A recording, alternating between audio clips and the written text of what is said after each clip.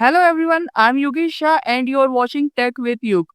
So in this video, I will be sharing the top 20 most frequently asked interview questions that every candidate should prepare for. If you are a fresher, these questions are commonly asked across many interviews. So make sure you watch till the end.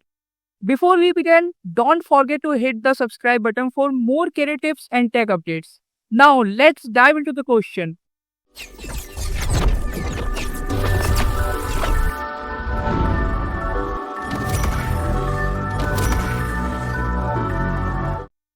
Okay, so first question is, what are the key features of Java? So it is a very basic question and you should have to know this. Java is a platform independent, runs on JVM, Java Virtual Machine, object oriented, robust, strong memory management, secure bytecode verification and multi-threaded. It supports automatic garbage collection and a rich API for networking and database access. So guys आप लोगों से सबसे पहले तो मैं ये request करूंगा कि गाइज जो मैं आप लोगों को क्वेश्चंस बता रहा हूँ उसका आंसर आप खुद से लिखे। आप बिकॉज अगर आप खुद से उसे सर्च करोगे, समझोगे, लिखोगे तो आप लोगों के दिमाग में वो चीज अच्छे से फिट हो जाएगी एंड आप अच्छे से आंसर कर सकते हो इंटरव्यूअर के सामने। सो मैं जो आपको आंसर दे रहा हूँ, आप ठीक है, आप पढ़ लीजिए, समझ लीजिए एंड उसके बाद आप रिसर्च कीजिए उस पर। आप खुद से समझिए गाइज कि वो मतलब जो क्वेश्चन है what are the key features of Java या कोई सा भी क्वेश्चन है वो क्या मतलब कहना चाहता है, मतलब उसका इंट्रोडक्शन आप पता कीजिए वो है क्या, वो उसके बारे में आप रिसर्च कीजिए अच्छे से एंड अपने मन से, अपने मतलब मेहनत से आप आंसर लिखिए, पढ़िए, समझिए। इससे आप लोगों के फिट हो जाएगा दिमाग में वो आंसर। ठीक है गाइस। सो इसमें हमने ये समझा कि जावा प्लेटफॉर्म इंडिपेंडेंट है बिकॉज वो जावा वर्चुअल मशीन कंटेन करता है, वो रन करता है जेवीएम पे, Java virtual machine. And object oriented है। सो बेसिकली जावा में हम ऑब्जेक्ट का यूज करते हैं, ऑब्जेक्ट एंड क्लासेस का। रोबस्ट है, स्ट्रॉन्ग मेमोरी मैनेजमेंट है इसका, सिक्योर है because of byte code verification and multi threaded है। सो जावा मल्टी थ्रेडेड है, ये आप याद रखिएगा। And it supports automatic garbage collection. We don't need to create some, मतलब आप लोगों को मैनुअल नहीं करना पड़ेगा गार्बेज कलेक्शन, वो ऑटोमेटिक है जावा के अंदर। सी प्लस प्लस में आप लोगों को मैनुअल करना पड़ता है। And a rich API for networking and database access. ठीक है, आप लोगों को ये मैंने समझा दिया एंड आप लोगों का काम है अब इसका आंसर खुद से ढूंढना, रिसर्च करना, समझना। आप लोगों को रटना नहीं है, कोई सा भी आंसर रटना नहीं है गाइस, आप लोगों को समझ के जवाब देना है। बिकॉज इंटरव्यूअर आपसे रटा हुआ क्वेश्चन नहीं, आप लोगों को इस पर जज करेगा कि आप लोगों को कितना समझ में आया आपने जो भी पढ़ा। ओके, सो नेक्स्ट क्वेश्चन हमारा, what is object oriented programming, explain it's pillars. Okay, so object oriented programming is a programming paradigm or based on a projects and classes. Its pillars are encapsulation, inheritance, polymorphism and abstraction. ठीक है, object oriented programming जो है हमारा जावा का concept है guys and ये C plus plus में भी यूज होता है। ठीक है, सो ऑब्जेक्ट ओरिएंटेड प्रोग्रामिंग जो है बेसिकली इसमें हम ऑब्जेक्ट्स एंड क्लासेस का यूज करते हैं एंड इसके पिलर्स जो है गाइस वो है इंकैप्सुलेशन, जो बेसिकली बंडल करता है डेटा एंड मेथड्स को। मतलब कि आपको मैं रियल लाइफ एग्जांपल देता हूँ, जैसे आप कोई कैप्सूल आपने देखा होगा छोटा सा, उसके अंदर आपने छोटे छोटे से दाने देखे होंगे। ठीक है, किसी भी कैप्सूल को आप देखना मेडिसिन को, सो उसमें अलग तरह के मेडिसिन होते हैं वो जो कंटेन करता है। एक कैप्सूल कई सारे मेडिसिन कंटेन करता है, छोटे छोटे से बॉल्स आपने देखे होंगे उसके अंदर। सो उसको क्या कहते हैं, कैप्सूल जो बड़ा सा है उसके अंदर जो छोटे छोटे दवाई है वो इंकैप्सुलेट है सारी चीजें। तो वैसे ही जावा या फिर किसी प्रोग्रामिंग लैंग्वेज में जो ऑब्जेक्ट ओरिएंटेड प्रोग्रामिंग पे बेस्ड है उसमें इंकैप्सुलेशन का हम यूज करते हैं। एंड इंकैप्सुलेशन ये होता है कि हम किसी भी डेटा और मेथड को बंडल कर रहे हैं और उसको रिस्ट्रिक्ट कर दे रहे हैं with access modifiers, why access modifiers, example private और पब्लिक। ठीक है गाइस।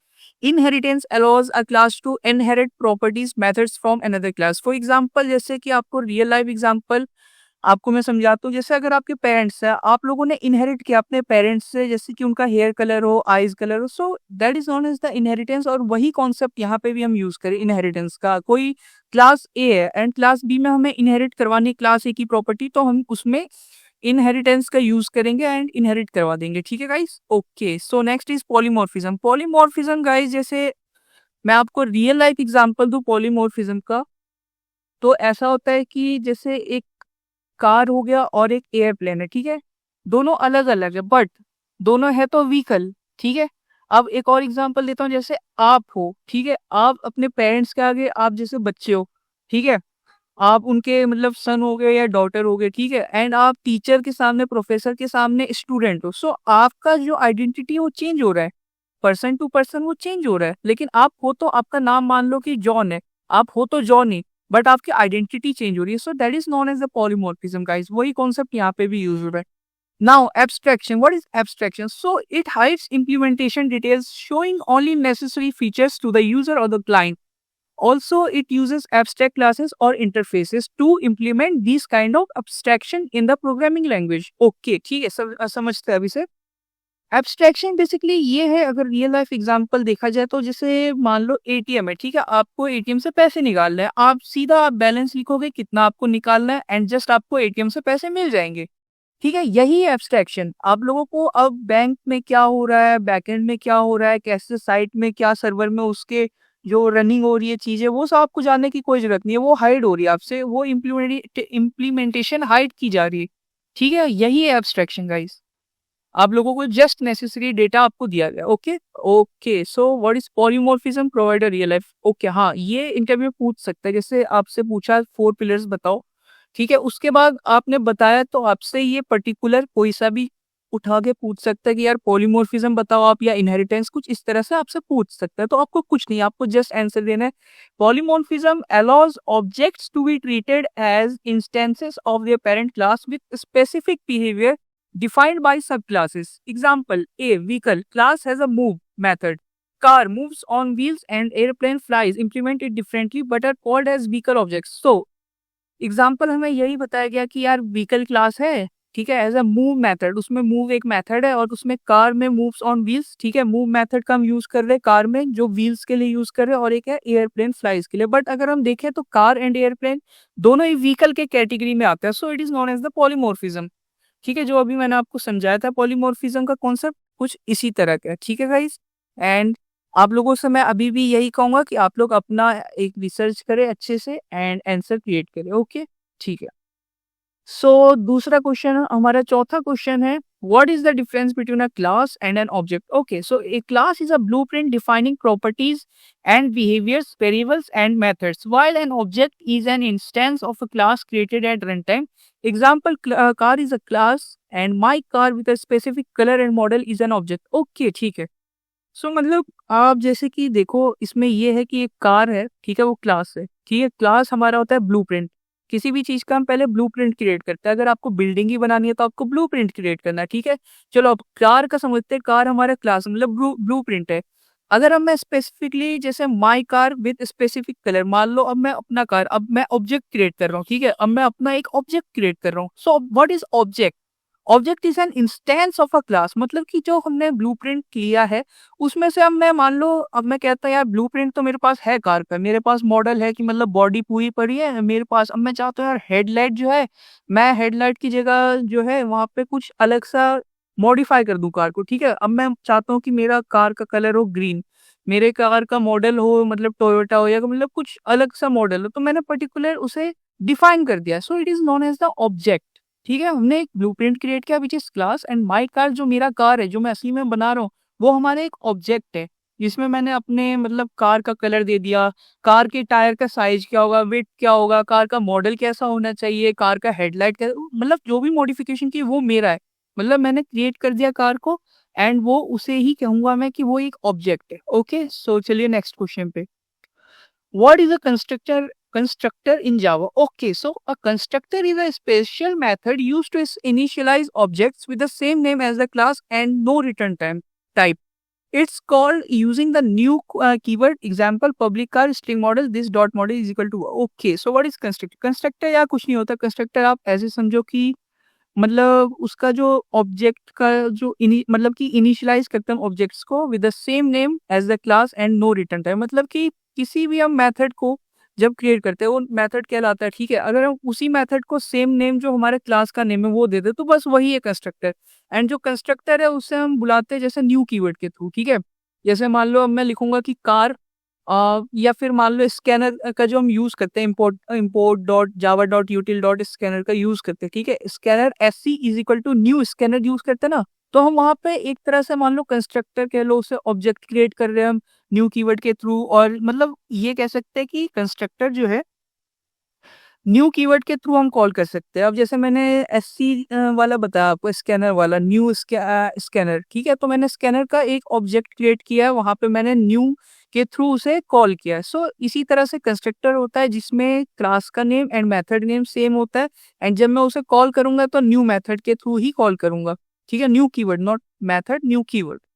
एंड मैं आपसे यही कहूंगा कि आप अपना आंसर बनाएं और समझे, इस चीज को आराम से समझे, टाइम है आपके पास, समझे आराम से इस चीज को, कंस्ट्रक्टर को। ये कोई बड़ा कॉन्सेप्ट नहीं है, एक छोटा सा कॉन्सेप्ट है जावा का। नाउ नेक्स्ट क्वेश्चन है हमारा, what is the difference between JVM, JRE and JDK? Okay, so it is very simple. JVM is Java virtual machine, JRE Java run time environment, and JDK is Java development kit. Okay, JVM जो है हमारा executes Java byte code ensuring platform independence, it is a part of JRE, जैसा कि हमने समझा था अभी। What is JVM? JVM के थ्रू हम रन करवा सकते हैं किसी भी जगह पे अपने जावा के कोड को। अगर जेवीएम प्रेजेंट नहीं है किसी भी सॉफ्टवेयर में तो हमारा रन नहीं करेगा जावा का कोड। और मेजरली हमारा जेवीएम हर सॉफ्टवेयर में प्रेजेंट होता है। अगर आपने कोई मतलब मॉडिफिकेशन ना करी हो, तो अगर आपने करी है या फिर कुछ इस तरह का है कि आप में जेवीएम नहीं है तो आपको इंस्टॉल करना होगा।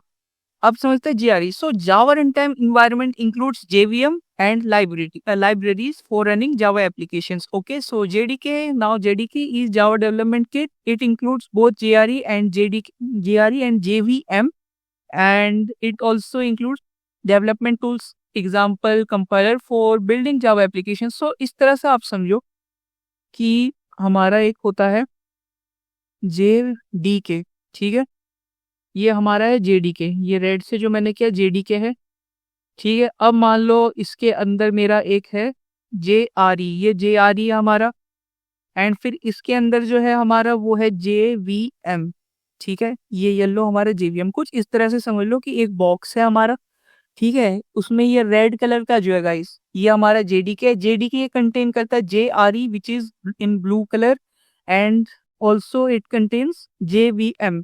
सो JVM is in our yellow colour. Okay, ठीक है, समझ आया आपको? JDK के अंदर JRE एंड JVM दोनों प्रेजेंट होता है। JRE कंटेन करता है JVM को, एंड JVM जो जावा वर्चुअल मशीन वो एग्जीक्यूट करता है जावा बाइट कोड को। ओके, ठीक है, चलो ये समझ आ गया। नहीं समझ आया गाइस, मैं आपसे यही कहूंगा कि आप अपने से समझे, अपने क्वेश्चंस का जो क्वेश्चंस है उनका आंसर्स क्रिएट करें एंड समझे, इन चीजों को आराम से समझिए। Okay, what are access modifiers in Java? So, access modifiers control visibility of class members, public, accessible everywhere, protected, accessible within the same package, and subclasses default, in which there is no modifier, no public, protected, private, nothing. So that is like accessible within the same package. In private, accessible only within the same class. Okay, ठीक है। सो हमारे चार तरह के modifiers होते हैं access modifiers Java के अंदर, public, protected, default and private, ठीक है। So coming to the next question, what is encapsulation in OOPs? Okay, object oriented programming में हमारा इनकैप्सुलेशन क्या होता है? सो encapsulation is the bundling of data and methods within a class, restricting direct access to data using access modifiers, example private, and providing controlled access via getters and setters. It ensures data security and modularity. Okay, ठीक है। सो encapsulation का concept guys यही है जो मैंने अभी आपको बताया था कि एक कैप्सूल होता है, उसके अंदर कई सारे मेडिसिन होते हैं, तो कैप्सुलेट करता है पूरे मेडिसिन को एक कैप्सूल में। So that is known as the encapsulation, that is the real life example. And आप लोगों को डेफिनेशन करना है तो आप अपना एक क्रिएट कीजिए समझ के कि कैसे क्या हो रहा है, ठीक है। और इस चीज को समझिएगा कि जब भी हम किसी भी इंकैप्सुलेशन का यूज करते, कॉन्सेप्ट यूज करते हैं इंकैप्सुलेशन का प्रोग्रामिंग लैंग्वेज में, तो हमें जब डेटा एक्सेस करना होता है तो प्राइवेट के थ्रू, ठीक है, एक्सेस मॉडिफायर्स का यूज करना होता है जैसे private, and providing controlled access by getters and setters. Getters and setters method होते हैं, गेटर्स से हम गेट करते हैं मेथड, सेट से सेट करते हैं मेथड। जैसे कि अगर मेरे को एज का गेट करना है तो रिटर्न एज करके मैं गेट करूंगा, सेटर से मैं सेट कर दूंगा उसको, सेट एज करके, ठीक है। तो मैं इस तरह से कुछ करूंगा, तो इससे मैं गेट भी करूंगा एंड सेट भी करूंगा। सो गेटर्स एंड सेटर्स हमारे मेथड होते हैं। ऑल्सो ये बहुत सिंपल सा कॉन्सेप्ट है, इसमें आप कंफ्यूज मत हो गेटर्स और सेटर्स क्या होता है। या आप अगर अभी आप नेट पे भी सर्च करो, बहुत सिंपल सा है, कुछ नहीं है। जस्ट आपको मान लो कि एक प्रोटोकॉल होता है ना गाइस, मान लो आप कोडिंग करें, एक प्रोटोकॉल है कि आपको हाँ भाई यही यूज करना है, यही नाम लिखना है, कन्वेंशन है, नेमिंग कन्वेंशन होते हैं कई, तो बस आप समझ लो गेटर्स और सेटर्स वही है और कुछ नहीं है, ठीक है। Now, what is inheritance? What are its types? Okay, so inheritance allows a class to inherit properties and methods from another class. So मैंने जैसे कि आपको बताया था कि हमारे एक पेरेंट्स है, क्लास ए हमारा पेरेंट है, क्लास बी हमारा चाइल्ड है। अगर क्लास बी को इनहेरिट करना है प्रॉपर्टी तो हम इनहेरिटेंस कॉन्सेप्ट का यूज करेंगे उसमें। और इनहेरिटेंस हमारे कई टाइप्स के होते हैं, जैसे single, multi level, hierarchical, multiple, hybrid. So अगर आप नेट पे जाके इसे सर्च करोगे आपको प्रॉपर इसका पता चल जाएगा कि इनहेरिटेंस के टाइप्स के कैसे, मतलब किस टाइप्स के होते हैं, और आपको डायग्राम भी प्रॉपर मिल जाएगा। सो सिंगल में one class inherits from one parent, multi level में class inherits from a derived class, hierarchical में multiple classes inherit from one parent, multiple में via interfaces in Java a class implements multiple interfaces. Also hybrid में combination of hierarchical and multiple inheritance होता है। Okay, ठीक है। So now coming to the 10th question, what is abstraction in OOP? So abstraction का जैसे कि मैंने आपको अभी बताया था, abstraction hides complex implementation details and exposes only necessary features to the user.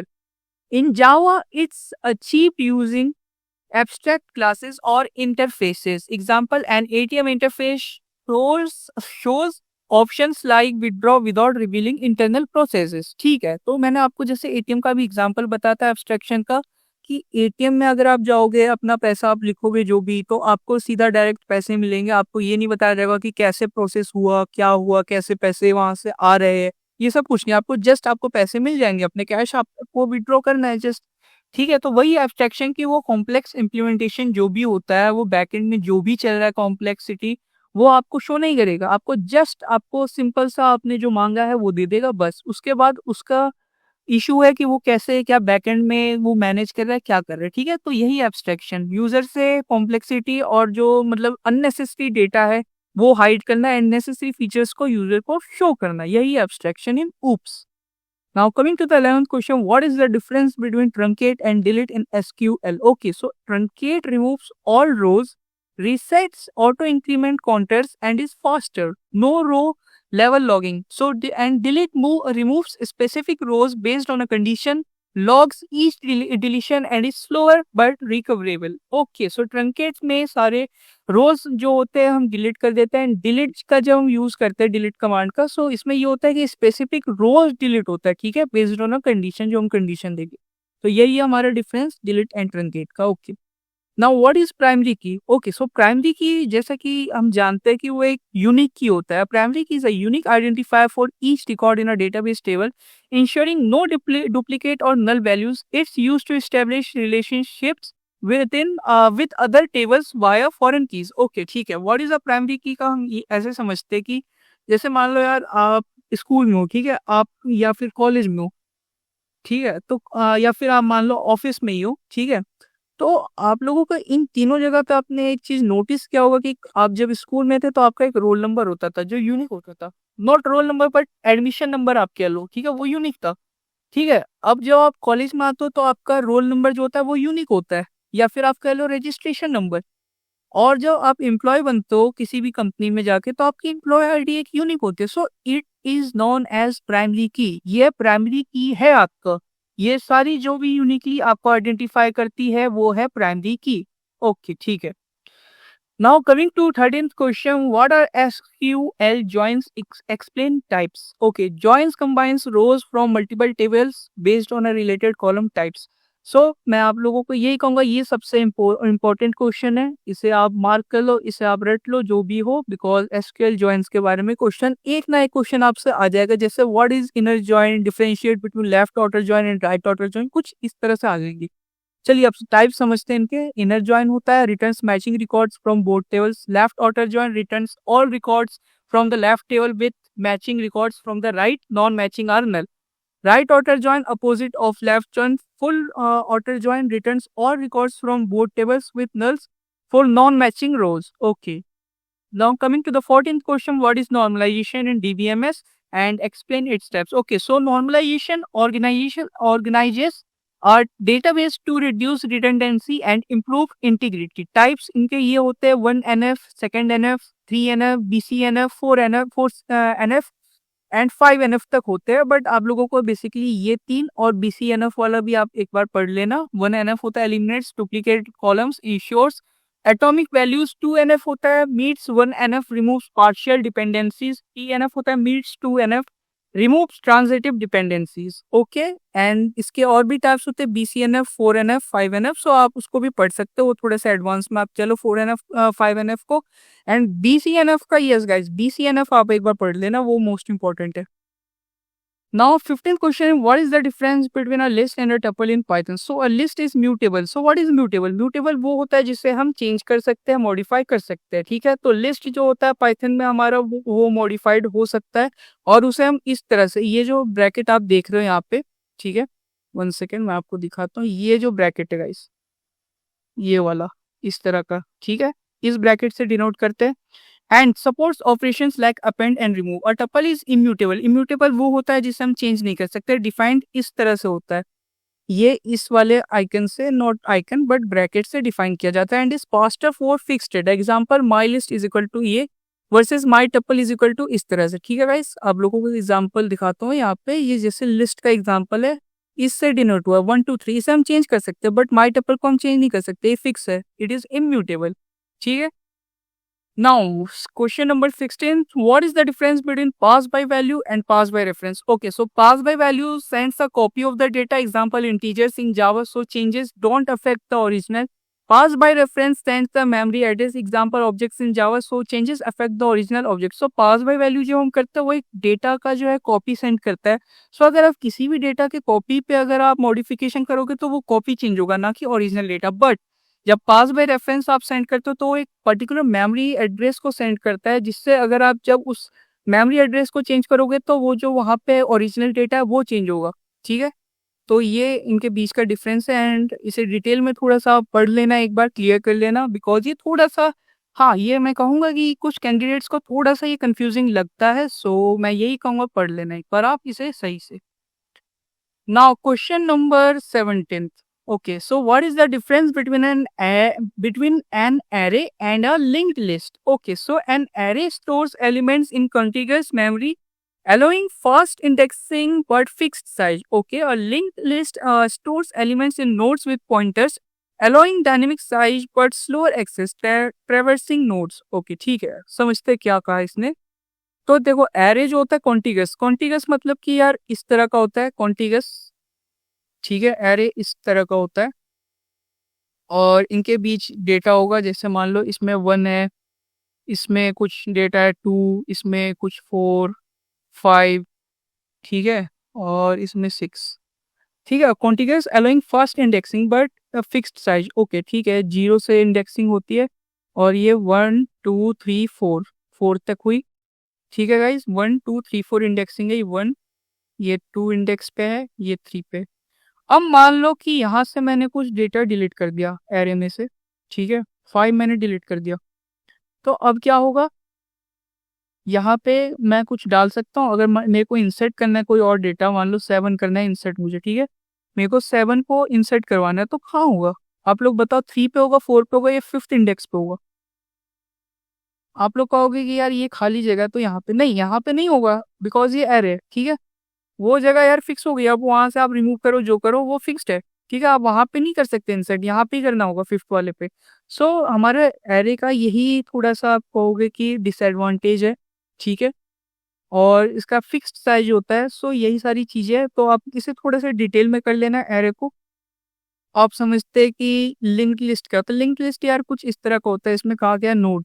So what is node? Node is this one, ये proper एक नोड है, ठीक है। इसमें 2 सेक्शन होते हैं, एक होता है जिसमें डेटा होता है हमारा, एक होता है जिसमें ये जो नेक्स्ट का एड्रेस है, ठीक है, जो नेक्स्ट वाला नोड है, मतलब इस तरह का होता है, उसका एड्रेस कंटेन करता है।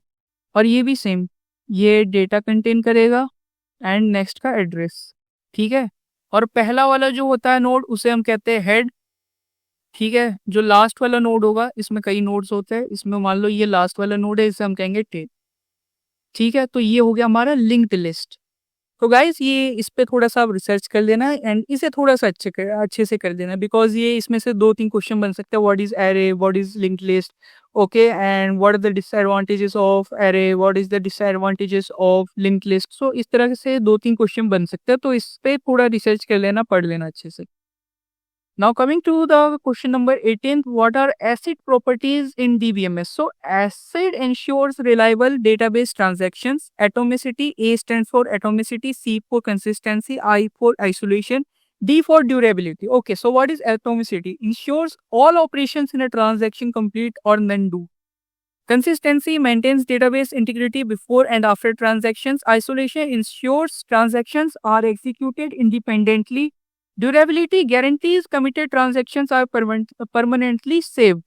सो एटोमिसिटी हमें ये कहता है कि यार सारे ऑपरेशन एक साथ या तो कंप्लीट हो जाए या फिर कोई सा भी ना हो। कंसिस्टेंसी में ये होता है कि जो मतलब डेटा हमने पहले भेजा है वही बाद में भी मतलब सेम रहे। ऐसा ना हो कि मैंने मान लो 5 रुपये भेजा तो कल को 4 रुपये भेजा, ऐसा ना हो, डिफरेंस ना है। आइसोलेशन होता है इंश्योर्स ट्रांजेक्शन्स आर एग्जीक्यूटेड मतलब कि अगर मैंने 5 ट्रांजेक्शन किया तो इंडिपेंडेंटली जाए, सारी चीज़ें ट्रांजेक्शन जो है वो इंडिपेंडेंटली हो। ड्यूरेबिलिटी होता है guarantees committed transactions are permanently saved. So इसमें ड्यूरेबिलिटी में हमें ये कहता है कि जो भी हमने ट्रांजेक्शन मतलब ट्रांजेक्शन जो हमने रन किया है या फिर सेंड किया है, कोई सा भी ट्रांजेक्शन किया है, वो जो डेटाबेस है कोई सा भी उसमें जाके परमानेंटली सेव हो जाए। ऐसा ना हो कल को कोई चेंज कर दे, वो इम्यूटेबल है, ठीक है, वो इम्यूटेबल है गाइस, उसे हम चेंज नहीं कर सकते उस ट्रांजेक्शन के डेटा को। Now coming to the 19th question, what is a foreign key? Okay, so a foreign key is a column or a set of columns in a database table that refers to the primary key of another table, establishing a link between the two tables. ठीक है, आप लोग इसे थोड़ा सा detail में आप research करो इसके बारे में, फॉरेन की के बारे में, एंड अपने तरफ से आंसर क्रिएट कीजिए। Okay, so coming to the 20th question, what is the difference between a class and a structure in C++? So in C++, a class defaults to private access for members, while a structure defaults to public. Both can contain data and methods, but classes are typically used for OOP with encapsulation, while structures are used for simple data grouping. ठीक है guys, आप लोग इन सभी question को एक बार आप फिर से रीड कीजिए। ठीक है, आप लोग बैक कीजिए वीडियो को, फिर से रीड कीजिए एंड सभी के आंसर्स आप खुद से क्रिएट कीजिए। सो गाइज, आई होप आप लोगों को ये सारी चीज़ें समझ आई हो, एंड मैं आप लोगों से यही कहूँगा एट लास्ट कि आप लोग सारे क्वेश्चन को एक बार फिर से देखें, समझे और उनके आंसर्स आप खुद से क्रिएट कीजिए। Also subscribe for more such kind of videos and more videos are coming soon. This is the part 1, and if you like this video, please like, share and subscribe. And thanks for watching guys.